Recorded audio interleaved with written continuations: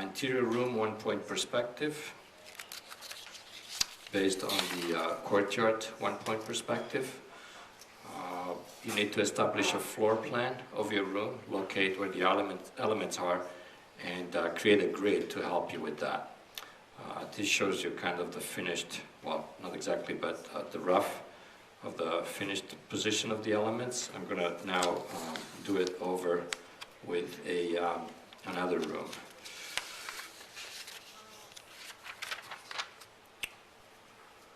Okay. So depending on, of course, whether it's a square or a rectangle, I mean, who knows, maybe you have a different shape, but you're going to establish that, and then you can create a rough grid that is in squares. The reason it's in squares is because it's easier then to use the diagonal as your reference point. Okay? So I don't know how big that room is. Even if you don't have tiles, just create these tiles. So that when you transpose that into your perspective drawing, you know how many units. So this is 6 units by 4 units, whatever those are. Okay.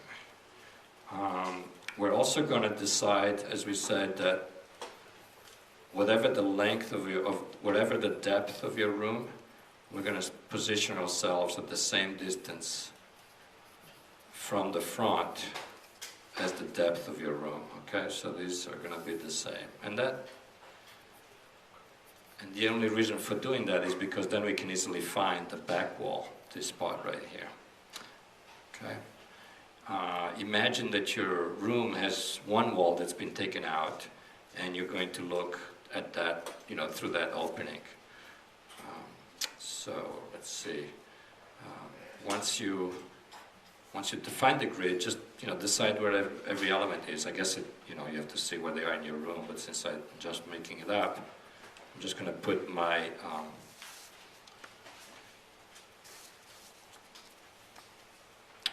my bed in this corner, my night table there, my desk. I'm going to have a big desk.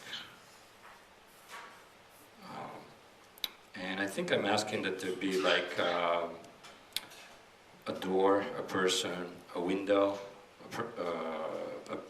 a chair maybe, and a table. By the way, this door here, it wouldn't be like that. It would probably open this way, but if I do that, then I have the door in front of me. So let's see what else. Maybe there's a lamp here, maybe there's a chair, and maybe there's a rug right here. Okay, and maybe there's a window over your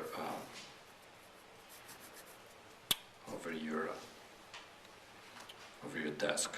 Okay, so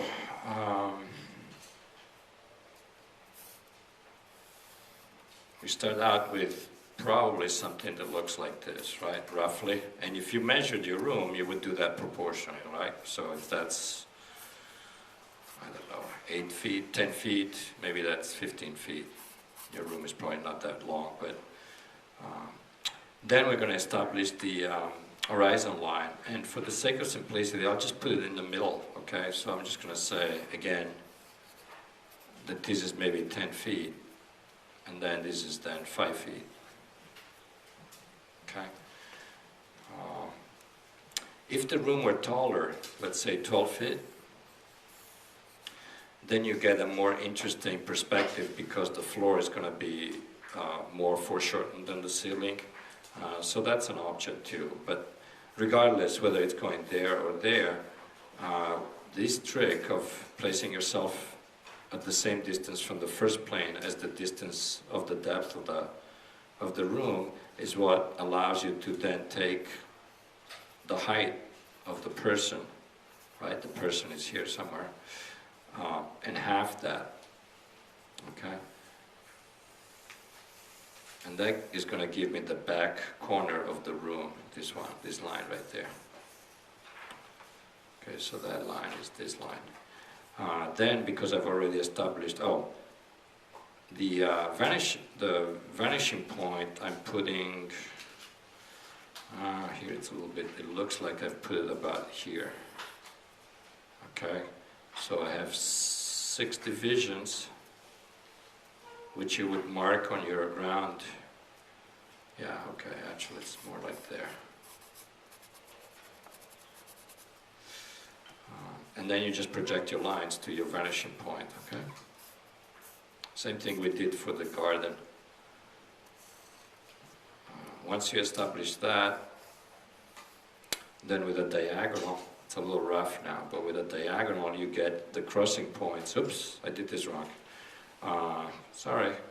What I need to do is go with the diagonal through a square, not through the rectangle. So I need to go to 1, 2, 3, 4 to here. Right? So in other words, on my plane, I would draw this diagonal, which is going to give me these spots for my grid. Okay? And then for the side, it doesn't matter because I get whatever I get, right? Okay, so once again, the diagonal has to be drawn on a square. Okay, so now let's just keep it simple. We'll use the lower part. And of course, these are the corners. And I raise up and I make the wall in the back. Okay? So now that you have the basic construction, mind you, you can put your person anywhere you want, right? It really depends on what's in the room, what kind of effect you want. Putting it a little bit off-center makes it more interesting, I think, unless you have like a theater set, maybe that it's very symmetrical. And you can think of this as a theater set, right? As a stage. All right, so now I proceed to mark on the floor these objects, right? So my desk, yeah, it's too big. I'm going to make my desk a little smaller. Okay, like that. So that's 1.5 modules, and I can see here, I could just have that. And I'm just gonna like sort of extrude the parts now without really thinking about, furniture design.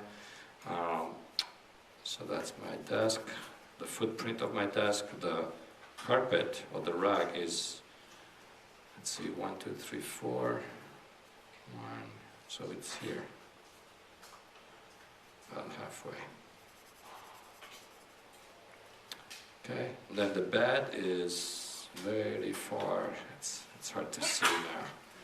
Okay, I'm going to zoom in a little bit. In the video you won't see this, but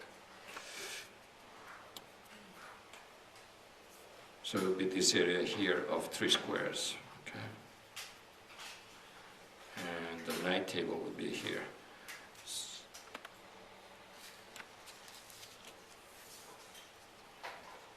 So now let's just say that your night table and your bed are maybe 1.5 feet tall. So on this side, on the true dimension, which is the plane of the paper, if I have 5 feet there, I try to find 1.5, so I divide this into 5, I mark off 1.5, and I project this way. And then here, let's see, there's the night table right here. I bring it up. And then using a combination of horizontal lines and vanishing lines and vertical lines, I construct my objects.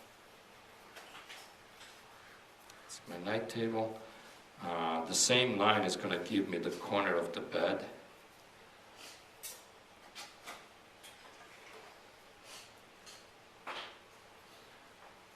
It's getting a little fussy there. Sorry, apologize. And then the desk, let's just say it's 3 feet, so if that's 5, 2, 3,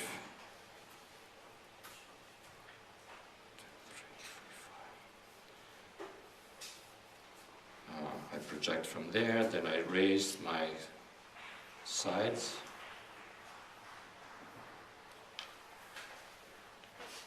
And I get my desk, okay. Then you can put a person.